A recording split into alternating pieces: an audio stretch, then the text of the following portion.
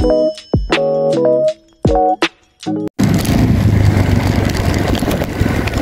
madaling araw talaga pala sir, sarado rito, no? Ang hirap eh. Isa lang daanan eh, no?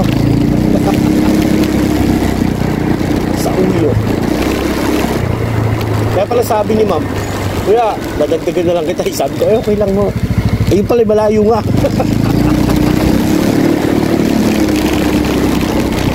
Kasi dapat pagbaba ron, kakanan ka na kaagad. Pag ganito, pero alas 4 talaga yung ano niya, sir. Ng gabi. So wala kang choice kundi umikot ka rito. Dalawang gate kasi ito eh, di ba? Ito yung pagpasok dito sa inyo. Tapos may pinaka-main pa ito.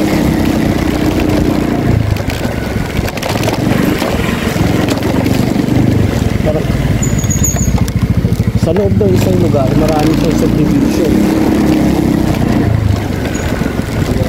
Kaya makakalito eh.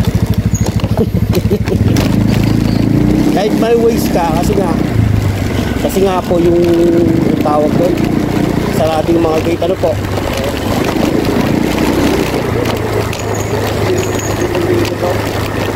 Ay, hindi po. Opo. Ganun po ba?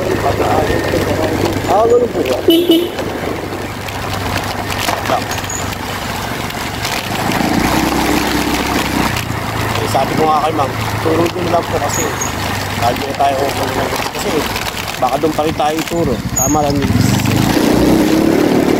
Ito na lang talaga yung pinakadaan sir, palabas at papasok pagsarado na.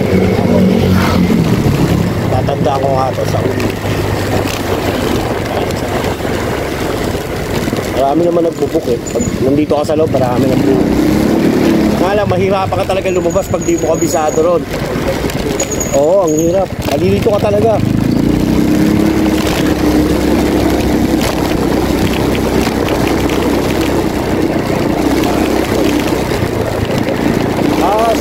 Kaya pala ano. Oo.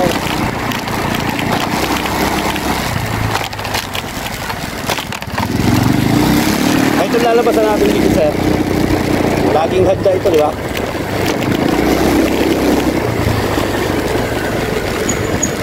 Sa loob ng village, marami pa siyang village.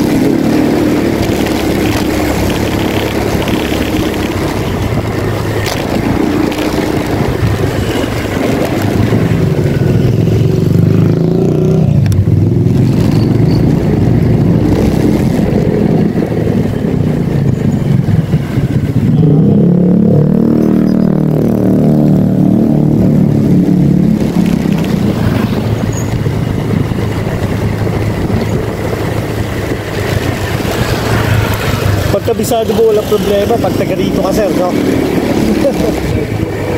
Oo. Buti ka nagbukay sir eh, kasi mahirapan ako, paikot-ikot na nga ako doon kanina pa. Nagpunta ako doon pa yung mama, akala ko alam niyo yung daan, hindi rin pala. Hinahanap doon yung rider niya. Parang nagmamassage siya.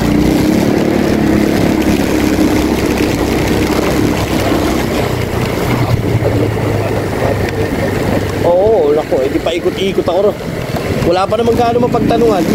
Alanganing oras niya eh. Okay lang kung umaga, makitis. Wala ka. Pagka ganito, wala, alanganin ka talaga.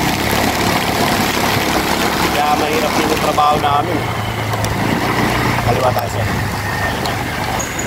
Ito na yung road eh.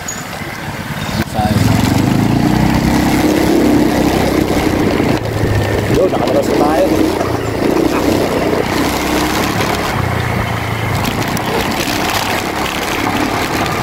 Pagka langaning oras kasi, ganito mga langanin, wala talaga mga tao.